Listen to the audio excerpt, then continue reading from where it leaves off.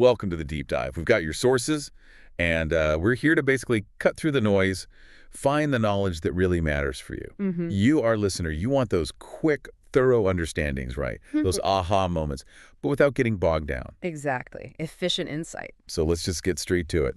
Today, we're diving deep into Think and Grow Rich. Ah, yes.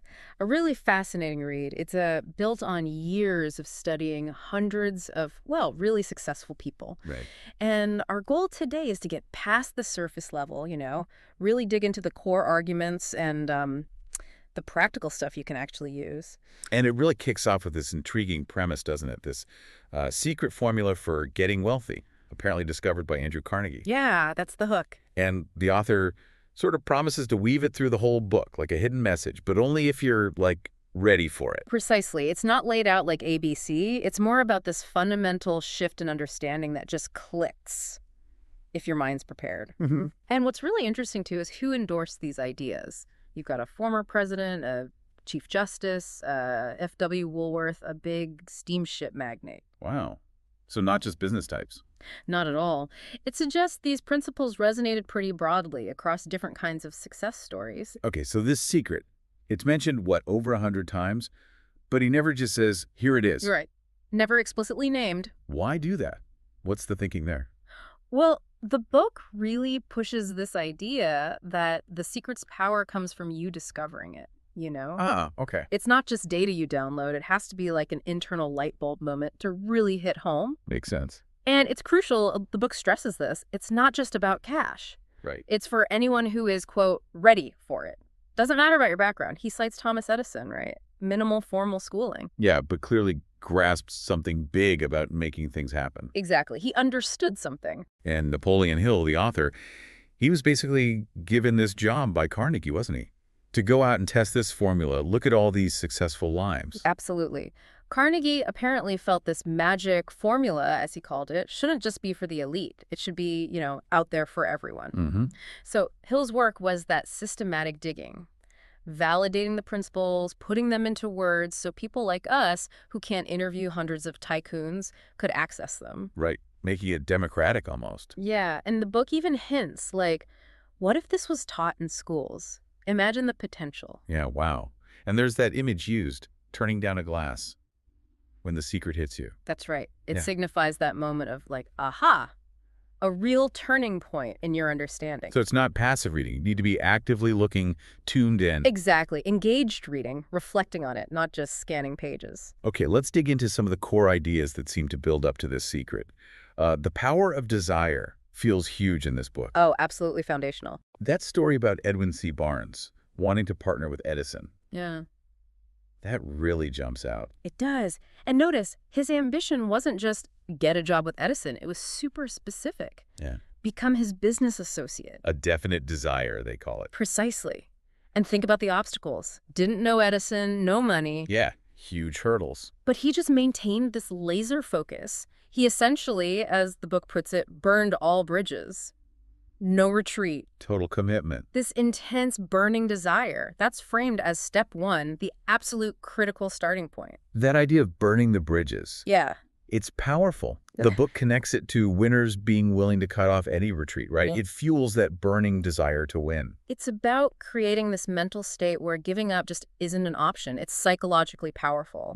Like that story about Marshall Field after the Chicago fire. Oh, yeah. While others were, understandably, leaving the ruins, Field, driven by this intense desire to rebuild, supposedly pointed to the ashes and said he'd build the world's greatest store right there. And he did, didn't he? And he did. That unwavering desire, it almost becomes prophetic. So this burning desire, it's not just wishing. It's like the engine, the starting energy for any big goal you want to hit. Totally. It's the emotional fuel. Without that intense, focused drive, you probably won't even get off the starting line for anything significant. Okay, another big one seems to be persistence, especially when things go wrong. The story of Mr. Darby and the gold mine. The classic 3 feet from gold story. Yeah. Ouch. It really illustrates how close success can be right when you feel like giving up. Darby and his uncle stopped digging literally just short of a massive vein of gold. And the lesson. The big takeaway is that so many people quit right before the breakthrough. Darby learned from it, though. How so? He applied it later selling insurance, He realized that hearing no over and over wasn't the end. He just kept going persistently and became massively successful. So the book really hammers home that temporary defeat isn't failure. It's more like a sign to maybe adjust your plan. Exactly. Don't quit, pivot, reassess. It even mentions giants like James J. Hill, Henry Ford. They faced huge setbacks early on. Right, they didn't just sail through. Not at all. The key is reframing those setbacks. See them as feedback, not final verdicts. There's that powerful line. Every failure brings with it the seed of an equivalent advantage. I like that. Finding the opportunity in the mess. Yes. Within every setback, there's a lesson, maybe a different path you hadn't seen. So what helps build this persistence? What keeps you going? The book lists a few key things. Having a really clear purpose, that strong desire we talked about, self-reliance, definite plans, knowing your stuff, accurate knowledge, Okay. cooperation with others, willpower, and building good habits. It's quite a mix. Yeah, it's not just one thing. It's a whole system. A holistic approach, definitely. Mindset, emotion, practical steps. Let's shift inward a bit. The book talks a lot about faith and autosuggestion. Faith as an eternal elixir. What does that mean? Okay, so in this context, faith isn't strictly religious. It's more like a deep, unwavering belief that you can achieve your desire. It's the spark. Okay. A conviction. Yeah. And autosuggestion is the mechanism. It's the idea that your subconscious mind accepts and acts on thoughts you repeat to it over and over, whether they're true or not initially. Like programming your own mind. That's a good way to put it. You're feeding it instructions, essentially. And there's even a self-confidence formula in there. Yes, based on defining your purpose clearly, taking consistent action toward it, and consciously building that belief in yourself. So you're actively shaping our own subconscious beliefs. Exactly. The book explains the subconscious just kind of takes what you give it. Your dominant thoughts, positive or negative, it translates them into reality without judging if they're good or bad. Which explains that chilling example of mental suicide. Right. If you constantly feed your mind negative, fearful thoughts, that's what tends to manifest. It's a stark warning about the power of our internal chatter. Yeah. Really makes you think about your self-talk. Okay, slightly different angle. Yeah. Knowledge is power. The book challenges that, right? It does. It says knowledge is only potential power. Okay. It doesn't become actual power until you organize it into practical plans and take action. Just hoarding facts doesn't do much. So it needs to be applied knowledge, Yeah. specialized knowledge. Yes, specialized knowledge related directly to your definite purpose. That's the key. And you need to know how to organize and use it. Think Edison, Ford, again, limited schooling, but experts at acquiring and using the specific knowledge they needed. Right. They didn't need to know everything, just the right things. Exactly. And how do you get that today? The book mentions things still relevant. Focused study, maybe night school, correspondence courses, online courses today, I guess? Mentorship, learning from others. Absolutely. Actively seeking out expertise for your specific goals. It also talks about planning the sale of services. Sounds very practical. Very much so. Basically, planning how you market yourself, your skills. It's like a personal marketing plan. Yeah. Taking inventory of your abilities, experience, what value you offer. There's a great story about a mother who made this detailed plan book for her son. Oh, yeah. Detailing his strengths, his goals, how he could contribute. And it apparently worked brilliantly, helped him land a great job. So it's not enough to just be skilled. You have to package and present it effectively. Precisely. Show the value you bring. Okay, next. The power of imagination. The book calls it the mind's workshop. The place where plans get built. Exactly. Imagination takes that desire we talked about and starts shaping it into concrete plans and strategies. And the book suggests now is a good time for imagination. Yeah, because of rapid change, constant new ideas, new possibilities swirling around. It's fertile ground, you know? It talks about two kinds of imagination, synthetic and creative. Right. Synthetic is like rearranging existing ideas, concepts, knowledge into new combinations. Think innovation based on current stuff. Okay, like putting Lego bricks together in a new way. Good analogy. Creative imagination, though, that's supposedly tapping into something new, generating ideas that seem to come from, well, the ether, hunches, inspirations. And the book implies great leaders use that creative type more. It suggests they develop it. While synthetic is vital for planning day-to-day, that creative spark is often linked to breakthroughs. So we need to consciously use our imagination, both kinds, Mhm. to turn desire into reality, into plans. Absolutely. Mental brainstorming, visualizing steps, exploring possibilities. Okay, another big concept, the mastermind. Sounds a bit grand. What is it really? It's actually quite practical. It's defined as coordinating knowledge and effort between two or more people working in harmony towards a definite goal. So teamwork, but with a specific focus and harmony. Yes, the harmony part is key. The idea is no single person knows enough or can do enough to achieve massive success alone. You need collaboration. Leverage collective brain power. The book uses that battery analogy, right? More batteries, more power. Exactly. A group of minds, coordinated and harmonious, creates a kind of synergy, more mental energy, more creative juice than just adding up the individual. And Henry Ford's connections are an example. Edison, Firestone. Prime examples. These weren't just casual friendships. They were supportive alliances of minds, bouncing ideas, offering different perspectives. And it also says you tend to absorb the traits of people you associate with closely. That's a big point. It suggests your mastermind group, your close associates, can profoundly shape your own thinking, your habits, your level of success. Choose wisely, essentially. Okay, that makes sense. Now, there's a chapter that might raise some eyebrows today, the transmutation of sex energy. Ah, yes.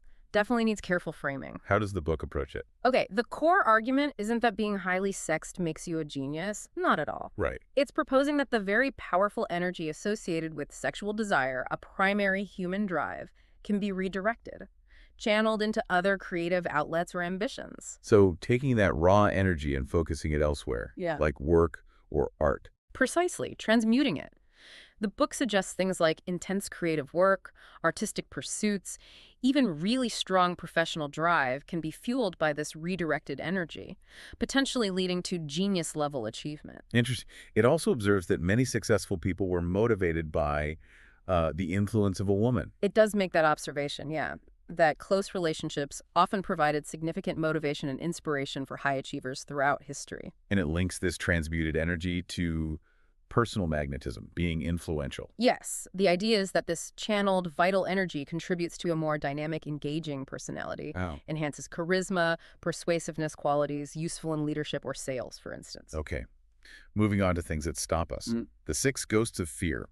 What are they? The book lists 6 basic fears: poverty, criticism, ill health, loss of love, old age, and death. Pretty universal stuff. Very. And the argument is these fears, often subconscious, can absolutely paralyze us, stop us taking risks, pursuing goals. And crucially, it connects fear to indecision. Yes, indecision is like the breeding ground for fear. How so? When you don't make clear decisions, you leave space for doubt to creep in. You dwell on what ifs, potential negatives, and that prolonged uncertainty kind of hardens into actual fear. So the first step is recognizing these fears in yourself and then actively working to master them. Exactly. Let's take one or two. Fear of poverty, the book says it's maybe the most destructive. Why is that? It taps into deep survival instincts, but it can manifest as stifled ambition, procrastination, lack of confidence, just really corrosive to your spirit. And fear of criticism. That stops a lot of people before they even start. Oh, hugely. Fear of what others will think, say, or write online these days can kill initiative, make you play it safe, stick to the conventional. You don't put your ideas out there. Right. You don't want to be judged. Exactly. And the book argues this often holds people back from their real potential because they value others' opinions over their own goals. The potential reward is often worth facing potential criticism. And the book's antidote to fear, or at least to worry, is making definite decisions. Pretty much. Worry is framed as a state created by indecision. Making a firm choice, even if it's not perfect, breaks that cycle of anxious what-ifing. Regain some control. Yes. And it even suggests accepting things you can't change, like eventual death, rather than letting them be a source of constant, unproductive worry. Make a decision to accept it and move on. Which flows right into the next point, the importance of definiteness of decision. People who decide quickly and firmly tend to succeed. That's the assertion. Decisiveness shows clarity, purpose, confidence. Leaders usually have it. The world tends to step aside for someone who knows where they're going. And indecision, conversely, is often a habit we pick up, maybe even from school. The book argues that, yeah, Traditional education focuses on absorbing information, maybe less on training the muscle of making clear, timely decisions. Interesting point. It suggests schools should maybe push students more to declare a major purpose, practice making choices. And it links drifting into unsatisfying jobs to never making a definite career decision. That's a key connection it makes. Without deciding what you really want to do, you just kind of fall into things, rather than actively shaping your path. The book also touches on capitalism and opportunity, especially in America. Yeah. How does it frame that? It views American capitalism, at the time it was written anyway, as a system offering significant freedom and opportunities for wealth creation for those willing to provide value. Providing value being key. Yes. It highlights how organized capital built infrastructure, delivered goods and services. It cautions against criticizing the system without understanding how it enables opportunity, but also emphasizes the need for fair exchange. So not just taking, but contributing. Exactly. Hard work, innovation, service. Those are the sustainable routes to success within that framework, according to the book. America offers opportunity, it argues, if you seek it constructively. Then there's a powerful link made between courage and definite purpose Yeah. and achieving freedom, using the Declaration of Independence. Yeah, that's a striking example. Signing that document was an incredibly courageous, definite decision. Life or death stakes. Absolutely. A massive commitment to a huge goal, despite terrifying risks. The book uses it to show that big changes often start with a few individuals making a firm, unwavering decision. Right. It starts in the mind. Finally, there's this intriguing, maybe slightly out there concept, the imaginary council, developing the sixth sense. Yes, this is quite personal to the author. He describes holding these imaginary meetings in his mind With who? with historical figures he admired, Emerson, Edison, Lincoln, people like that. He'd consult them To do what? to kind of absorb their qualities, tap into their wisdom, stimulate his own creative imagination, what he calls the sixth sense. So it's a mental technique for stimulating creativity and intuition. That's how he presents it, a way to access deeper insights. He claims the sixth sense is what separates genius from the ordinary and that it can be cultivated. Through practices like this, Yay. focused imagination. Yes, and intuition, connecting with the subconscious. He shares anecdotes about the personalities that emerged in these sessions and the insights he gained. So the sixth sense is positioned as this higher faculty, crucial for reaching your full potential, beyond just the logical mind. Exactly, a higher level of awareness, intuitive guidance, helping overcome limitations. Wow. Okay, so we've covered a lot. It all seems interconnected, though. That burning desire, the need for persistence, faith, and autosuggestion shaping your beliefs, using organized knowledge and planning. Right, then the spark of imagination, the power of a mastermind group, channeling energy, mastering fear through decision. And developing that intuitive sixth sense. Yeah, they all weave together. It forms the whole philosophy. And going back to the start, that secret isn't likely one sentence you missed. Right. It's probably the understanding that emerges when you see how all these principles work together and start applying them. Hopefully, talking through them helps you, the listener, see what clicks as that core insight for you. Definitely. And it feels like this is a blueprint, not just for getting rich, but for personal growth generally, achieving whatever your goals are. Exactly. It aims for a more holistic fulfillment, beyond just the bank balance. Cultivating a mindset, adopting practices for a richer life in, well, all senses of the word. So here's the challenge for you listening. Which of these ideas really jumps out at you right now? Which one could you start integrating, even in a small way, today? What resonates with where you are, what you want to achieve? Maybe pick one principle and think about one small action you can take.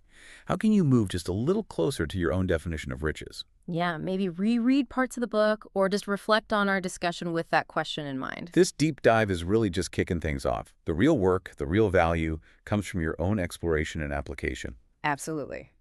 Thank you for joining us for this deep dive. We hope it's given you some valuable food for thought.